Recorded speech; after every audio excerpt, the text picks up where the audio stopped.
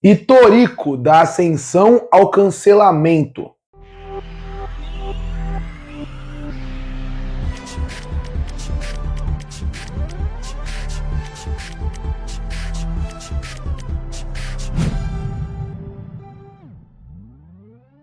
E nos anos 2000 existia um anime que parecia destinado a se tornar o próximo gigante da indústria.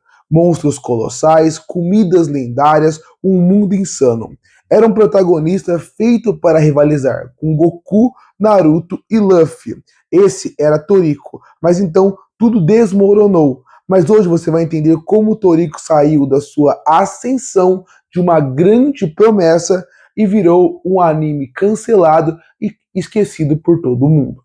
E Toriko foi criado por Mitsutoshi Shimabukuro e lançado em 2008 na lendária Weekly Shonen Jump.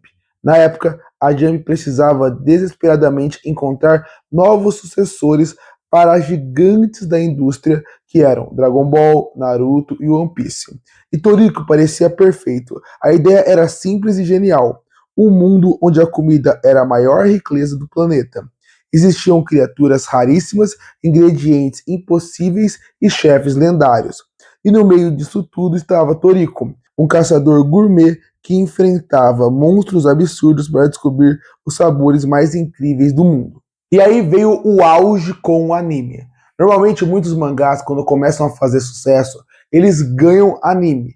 Mas é inegável que o anime dá uma visão e uma popularidade muito maior para todas as obras, porque a partir do anime as pessoas ficam curiosas e interessadas de ir atrás da obra original. E foi exatamente isso que aconteceu com Toriko. Toriko fez um sucesso com o mangá, chegou a Toei Animation e fez uma proposta para poder começar a exibir a obra. Mas óbvio, Toriko já fazia sucesso. Para quem não sabe, o sucesso de Toriko no começo foi tão grande que ele chegou a vender milhões de cópias antes do anime estrear. E com esse sucesso de um anime shonen que misturava luta e comida, a Toei Animation, quando comprou, pensou: eu estou com a galinha dos ovos de ouro, porque eu estou pegando o novo sucesso da Shonen Jump. Para você ter uma noção, tanto que a Toei apostava em Toriko, ela colocou o personagem para fazer crossover em outras obras antes dele lançar o seu próprio anime. E com isso, saiu os episódios especiais onde ele encontrava Naruto e também o Goku na verdade ele encontrava o Goku e o Luffy. Então, não é que ele colocava o Toriko para se encontrar com qualquer personagem. Era um dos maiores personagens da Shonen Jump em episódios especiais. É para estar o Naruto no lugar do Toriko, você ter uma noção de tamanho que era na época. Então, a partir daí, o anime lançou e é aí que começam a surgir os problemas. E o primeiro desses problemas, obviamente, foi o anime.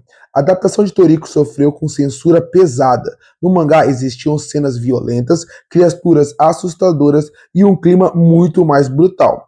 Só que o anime foi exibido em horário infantil no Japão. Resultado: sangue removido, lutas suavizadas, cenas alteradas. Muitos fãs sentiram que o anime perdeu justamente aquilo que fazia Toriko ser único e especial, que seria aquela magia de ter um mangá novo, mas com uma estética de violência dos anos 90. A censura tirou tudo isso. E para piorar a situação, além da censura, a gente teve o fator. Outros animes estavam surgindo na época que Toriko apareceu. My Hero Academia, Tokyo Ghoul, Attack on Titan. Além de ter a censura, que já afastaria o público ainda estava indo para um outro caminho. Com Tokyo Ghoul, que era um anime completamente violento, mesmo que ele seja muito diferente do mangá, Tokyo Ghoul ainda tenta falar de uma coisa mais madura, mais psicológica. E o Attack on Titan nem se fala, era o anime do plot twist. Então, a partir daí, você vê que além da censura já afastar as pessoas, se ainda mostra que a nova geração que estava surgindo estava querendo ir para um outro lado, afastando mais ainda as pessoas de Toriko. Você tinha uma animação que já não era das melhores, apesar do dinheiro investido poderia ser melhor sim. Você ainda tem um fator que é a censura, que estragou muito do que era o clima da obra, com mais um fator importante: a nova geração parecia que queria outro estilo de anime, algo mais pesado, algo que parecesse pelo menos mais sério. E ainda por cima você tinha outro problema muito grave, mais grave do que só perder a audiência, que é envolvendo a história do autor de Toriko. Para quem não sabe, antes do autor de Toriko publicar a obra, ele se envolveu em casos policiais, casos sérios policiais, e a partir daí, quando Toriko foi lançado, ele já foi, quando viram o nome do autor, já teve uma campanha de, não vou dizer cancelamento, porque não é um cancelamento, as coisas que ele fez não se faz de maneira nenhuma, mas ele acabou sim, as pessoas acabaram sim falando que ele não deveria ter obra, que ele é alguém que ele era uma má influência, os casos de polícia dele eram muito graves. A partir daí, quando a obra surgiu e começou a fazer sucesso, isso acabou sumindo. Mas quando a obra acabou perdendo a popularidade com os animes e quando as pessoas acabaram se desinteressando por Toriko por causa do fracasso que foi o anime, isso acabou voltando à tona, fazendo não só com essas polêmicas, não só o anime acabou perdendo audiência, mas o mangá também acabou perdendo audiência por causa que eram umas polêmicas que muita gente não conhecia. Quando surgiram as polêmicas, ele ainda não era um autor famoso. Quando ele vira um ator famoso, as pessoas vão procurar sobre a vida dele, descobrem essas polêmicas, aí até o mangá acabou perdendo muita popularidade, caindo muito o nível de vendas. E óbvio, a Shonen Jump também percebeu algo muito importante. As vendas de Toriko não estavam altas. O público queria um novo estilo de mangá shonen. Para quem não sabe, shonen significa jovem. Ele percebeu que o público adolescente queria algo mais algo diferente. Então você consegue perceber, eu mencionei o Tokyo Revenge do Attack on Titan, mas se você for ver a progressão dos mangá shonens a partir daí, eles estão muito mais perto do que é o Attack on Titan.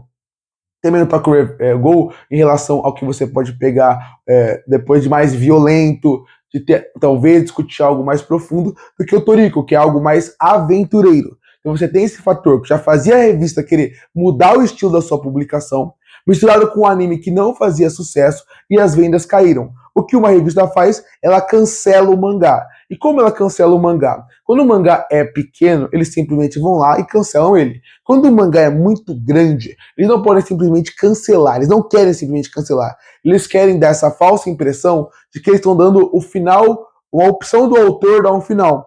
O problema é, essa opção faz com que o final seja muito ruim. E Toriko aconteceu com muitas obras grandes quando ele está se encerrando. Ele acaba, primeiro, sendo acelerado. Olha, você pode acabar, a gente vai te dar o direito de acabar, mas se você quer acabar em 100 capítulos, não, você vai acabar em 40. Isso já é metade. Então o que vai acontecer? Os arcos que sobraram, que tinham que ter, que o autor queria ter, são muito acelerados. São muito acelerados mesmo. Parece que ele está correndo para chegar no final dele. Personagens mal explorados, vilões mais apresentados, tudo acaba ficando ruim. E aí, em 2016, Toriko acabou se encerrando. E com o mangá, que ainda tinha uma certa quantidade de fãs se encerrando, o anime também acabou desaparecendo, sendo hoje parecendo um mangá e um anime que nunca existiu.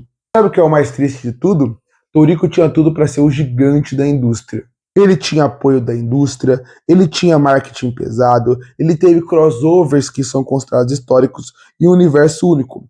Mas entre censura, concorrência, polêmica e decisões erradas, o sonho acabou. E hoje, Toriko vive como um dos maiores da história dos animes. Curte e fortalecer o canal, se inscreve para não perder os próximos vídeos. E aí, o que você acha de Toriko? Já deu uma chance? Sabe que obra é essa? Comenta aqui embaixo. Eu volto no próximo vídeo.